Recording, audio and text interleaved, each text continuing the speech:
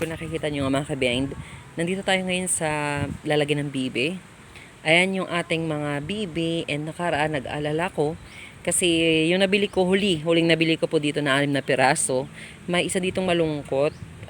Hindi lang ako magagawa ng comment, pero feeling ko lang yung dating pinapakain sa kanila is feeds and more on hindi, more on darak talaga mga ka-behind. So yung huling binili ko ito siya, 1, 2, 3, 4, 5, 6. Yung 6 na yan. At talagang ito yung for me, pinakamagandang nabili ko. Yung unang-unang nabili ko pong mga magkakapatid. Ito po yung isa. Tayo. Wala ka tsinelas. Wala ka naman tsinelas, Tayo. Saan tsinelas mo? Papasok ka na naman. Ayun nga po, balik tayo sa topic.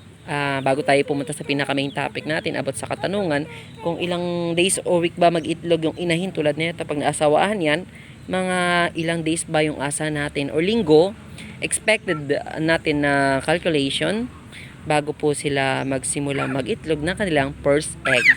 Ayun yung pinakamaganda nabili ko dito talaga, na talagang feel ko talaga napakaganda po, is ayang barako na yan. Ayon, yung 5 magkapatid. Ito, yung puti na to. Ito, at saka ayon. Kasi nakita ko talagang inalagaan talaga ito nung pinagbilang ko talaga. Nung pagkakabili sa kanila, ang ganda kasi mukhang feeds talaga yung pinakain or pinapakain. At makikita mo naman sa laki at ganda ng tindig nila na talagang alaga sila. Yung sunod ko naman na binili is ito, tsaka ayon. Then the rest na is yung 6 na babae na kakabili ko lang nakaraan. Magaganda yung breeder ng binilang ko na yun. Pero dito sa mga patterner, tulad ng neto, di ko lang kung may sakit to kasi ganyan yung physical appearance niya, yung kilos niya, very remarkable, or parang nakikita mong may mali kasi medyo hindi siya ganun kasaya. Okay naman yung pangangatawan, hindi siya mataba, hindi rin siya payat. Pero for me, medyo hindi siya ganun ka quality as a partner for pangbenta. And as of now pala mga ka-behind, isasama na rin natin yung topic expected na months or edad ng mga Muscovy duck, kung saan sila ay pwede ng mga sawa tulad ng mga ganyang barako, and or pwede naman sila magpaasawa tulad neto ng inahin na to. Kung mapapansin nyo, siya yung parang pinakamatanda na dito sa magkakasama na yan. Kung tawag niya sa grupo ng bibi na yan. Kasi nga po mga ka-behind, ito ay galing sa pinsan ko. And makikita yung karankles niya. Isa yun sa makikita nyo na, or basihan nyo ng tanda ng isang inahin, maliban sa total physical appearance, is yung kanilang karankles. Or yung tinatawag na parang sa manok palong. So, pasok tayo para malaman natin. Makikita nyo yan, yung mga may edad. Actually, hindi ko naman masyadong masasabi kung gaano nakatagal . Basta makikita nyo yung tanda talaga pag yung mga karankles ng mga Muscovy duck ay pumapal na, nagsipagtubot, nagbukol-bukol na. So, pansinin nyo, bababa tayo ng kaunti. Or, let's say, magpakain tayo maya-maya. Bibi! Gano'n ba ka-closer ang gusto nyo mga ka-behind? Nakita nyo yung mga karankles niyan, yung sa parang palong nila na namumula. Kung mapapansin nyo to, ito, closer natin, ha? Yan, nakikita nyo ba? Ang kapal na ng karankles na nagbukol-bukol na, parang wrinkles na sa mata niya, sa may ilong niya. Itong mga to, maninipis pa lang yung mga barako. Usually, yung mga barako po, pag tumagal, pag active yan na nangangasawa, or may edad na yan sila, doon mo talaga makikitang kumakapal na yan at namumula yung kanilang parang carancles. Ay na po bahala kung paano nyo pa ipopronounce. Basta ayun po yun, yung parang palong po nila. And ang edad na sila ay nagsisimula mga asawa is nasa 6 months, 7 months, 8 months. Minsan talaga, meron lang talagang makukuha kang barako, may mapapalaki ka, or ayun nga, may mabibili ka or may mapapalaki kang barako na at the young age of 6 months, 5 months, nagsisimula na sila mga asawa. At isang bagay pa, hindi kayo makakatagpo ng baog na inahin or barako sa mga bibi Isang bagay pa mga kabiyahin, bakit bumalik ako sa pag-alaga ng bibi? Kasi hanggang ngayon nakikita ko pa rin yung value at kung gaano ka mas easy alagaan talaga yung bibi kumpara sa manok. Although nakita nyo ang dami ko ring manok sa mga nakarang video ko, hanggang ngayon may mga alaga kaming manok na mga crossbreed, mga hybrid, mga native, mga pure breed. Kasi nagtry kami mag-mix. Ako din naman kasi gusto ko rin yung native na manok. Pero sa usapang mas madaling alagaan is doon ako sa bibi pa rin. Tulad pa rin ng dati mga kabiyahin, hindi nagbabago yung opinion ko kung ano ang the best na alagaan sa mga to. Bibi ba or manok? Mas pipiliin ko ang bibi. Unang-una, mataas ang hatch rate, mababa ang mortality rate. Mataas ang survival rate. O ibig sabihin mas marami ang nabubuhay kaysa namamatay kung ikukumpara natin sa mga manok. Tulad ng halang ng mga ito. At before sa pag-alaga ko ganon, mas nakita ko talagang ang konti lang ng mga bibi pong nagkakasakit. Mas marami pa rin yung mga yung nabubuhay. Kaya ito ako ngayon, bumalik ulit kami sa pag-alaga ng bibi. And hopefully this time, dahil nga may space na dito yung bayaw ko, makapagparami kami. And sa edad na yon na yung unang inahin mo nagpaasawa o inasawahan, 5, 6, 7, 8 months dyan nagsisimula, depende sa bibi mo, depende kung sa gaano sila ka-aggressive or ka-active as breeder, ganong edad siya nagsisimulang mga asawa. Pagbasal, usually base sa karanasan ko, pagbasal, yung inahin mo at naasawahan din ng basal or active breeder ako, expected mo mga kabiyan 20 to 30 days bago siya 20 to 30 days pagkatapos siyang asawahan. Nung nakita mo talagang parang successful yung pangangasawa, kailangan mo maghintay ng 20 to 30 days bago siya maglaglag or maglabas ng una niyang itlog. Kung gusto niyo talagang isa pa sa mga gusto niyo pong malaman, kung malapit na mangitlog yung bibi niyo, hulihin niyo sila. I-check nyo yung parang pelvic bone or yung sipit-sipitan nila sa kanilang bandang puwet, kasi yan bumubuka na yan. Ganyan yung sa manok, sa bibi, halos sa lahat. Pag bumubuka na yung kanilang sipit-sipitan or pelvic bone, after lang maasawahan ng about 20 plus days, pwede nyo i-check kung may available na ng itlog doon or gano'n na ba kalaki yung open ng kanilang pelvic bone.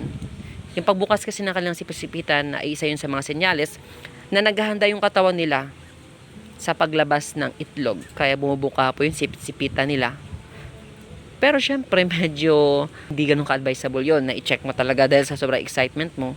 I-check mo yung bibi mo kasi lalo na kung maiilap, huliin mo yan sila. Okay din naman sa gabi. Kung i-check mo, depende sa kung paano mo sila i-handle or hawakan sa paraan na hindi sila ma-stress. And ayun, ganun lang mga kabiyahin. So, sa basal, both parent stock is basal or unang nangasawa yung lalaki, unang nagpaasawa yung babae, magbilang tayo ng 20 to 30 days. At hindi lang doon nakadepende mga kabiyahin, isa pa sa mga nakakaapekto, bakit natatagalan mag-develop yung mga inahin ng kanilang first itlog is gano'n na ba sila kalusog. Kasi sa pag-alaga ng bibi or anumang stocks, napakahalaga na kinokondisyon muna natin yung mga alaga natin bago natin sila isa lang sa production.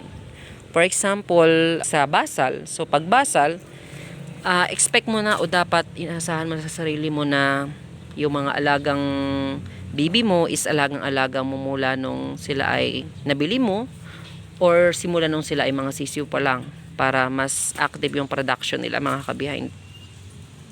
Kasi minsan kahit sabihin mo na naasawan sila, after 20 to 30 days bakit hindi pa siya nag-itlog, possible hindi ganoon kalusog ang pangangatawan nila. Isa rin sa mga nakikita kong karanasan ng iba na naikwento nila is pag sobrang taba yung bibi nila, hindi nag-iitlog. Sa kaso ko naman kasi, yung mga bibi ko dati, talagang masasabi kong healthy naman, malusog at mataba. Pero hindi naman umabot sa point na hindi na sila nag-itlog. So, di ko alam kung ano pa yung possible. As of now, Hindi ko pa alam kung ano pa yung possible na rason bakit yung mga bibi nyo is hindi nangingitlog o hindi pa nangingitlog. Wala din silang tubig. At ayun, isa pa rin talaga sa dahilan ba't ako bumalik sa pagbibibi kasi nakita ko nakaraan may nagbebenta na pricey. Pricey pa rin yung mga sisiw ng bibi lalo na doon sa mga naghahanap, umaabot ng 50 per day old. Tas nasa 100 ang week old. So ako dati 1 month old ang benta ko is nasa 100 pesos lang. And sabi ko, valuable pa rin yung bibi ngayon. And ayun nga, maliban sa idea na valuable yung mga bibi, easy pa sila alagaan. At ako, sa sarili ko, sanay ako mag-alaga ng bibi. So kaya ayan, ngayon, yung nahanap ko talagang stocks is hindi mga ready to lay. Kung meron man dyan, ayun lang siya. Naasawa na yung last time, pero natigil.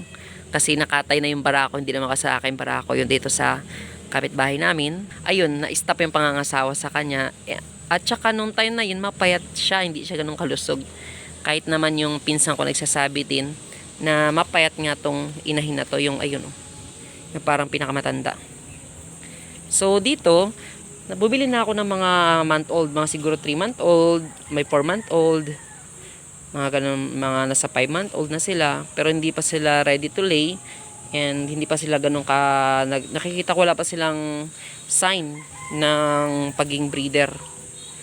So as of now, alagaan ko lang sila until sa edad na 6 months, 7 months.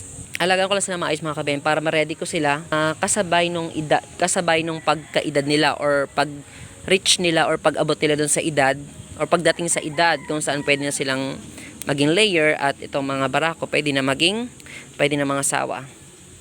And sa akin wala namang problema, hindi man ako nagmamadali sa production, pero napakasarap lang din balikan na yung pagkakataon na parang after a month may mga papisa ka na. Dito nga lang hindi pa ganun ka-applicable kasi nga maliliit pa talaga sila. So hintay-hintay lang tayo ngayon. So ano tayo in April, May, mga expected mo July. Sa tag-ulan sila magpipisa at magpo-produce. Napaka-challenge. Napaka-challenge ng expected month ng production natin or ng production nila. So kung mangyayari by July or August or di kay September, medyo maulan. Hindi ko alam kung paano mangyayari dito. And isang nga rin sa mapapansin yung mga kabayan, mas hindi na ako nakapokus talaga sa mga rare color. In the future siguro mag-stock ako ng rare color or yung mga off color kasi sabi nila is pang pang display dito, yung may matignan ka lang maganda, ganun, mga brown. Tulad nito, di ko alam, parang medyo pa pure brown na rin to eh. Ayan o. Ayan mga kabayan o. Ayan siya. Nakita niyo pure brown na yan siya. Halos di mo makikita ng kulay puti. Brown na dark na yung likod niya. Di ko alam kung magbabago pa yan. And the rest naman, ito talaga yung dating na-appreciate ko rin na kulay sa mga common color is ito. Ito. Ayan.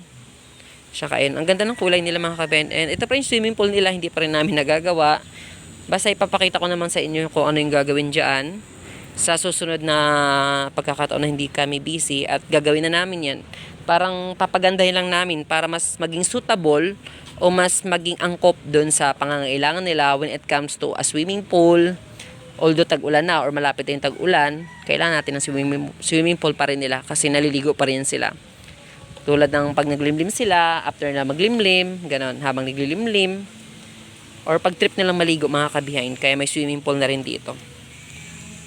And ayun lang mga kabihain yung update natin. Sana nasagot ko yung mga katanungan nyo. And titingnan ko pa yung mga tanong doon na iwan sa comment section or sa message sa aking page, Behind PH Inline. So, kita-kits lang po tayo doon. Dati hindi ako nagbabasa. Ngayon medyo may time na ako magbasa and mag-reply. May time, hindi. Busy rin kasi ako mga kabiyan kaya hindi ako agad nakaka-reply sa mga katanungan nyo. So, ayan. Medyo matagal pa tong production natin ng BB and Muscovy.